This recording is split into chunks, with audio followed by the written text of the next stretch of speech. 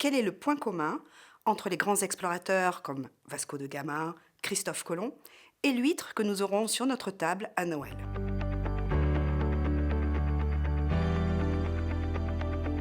Je m'appelle Frédérique Villard, je suis chercheur en écologie et évolution des espèces marines et je travaille à la station biologique de Roscoff.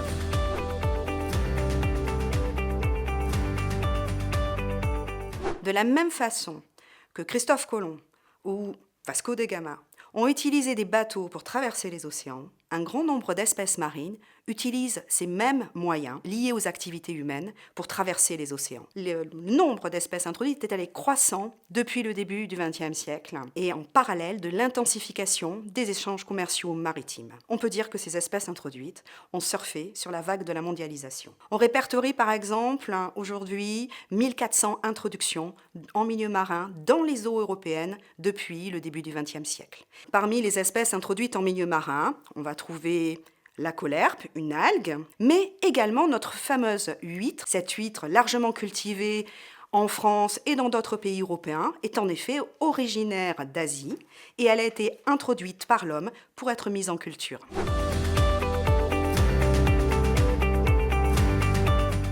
Pour étudier ces questions, j'emploie des études sur le terrain, des expérimentations en laboratoire et également je m'appuie sur des outils moléculaires et l'étude de l'ADN. Ces études moléculaires ont par exemple permis de montrer qu'une des raisons pour l'installation durable de ces nouvelles espèces dans un nouvel environnement est la pression en propagule.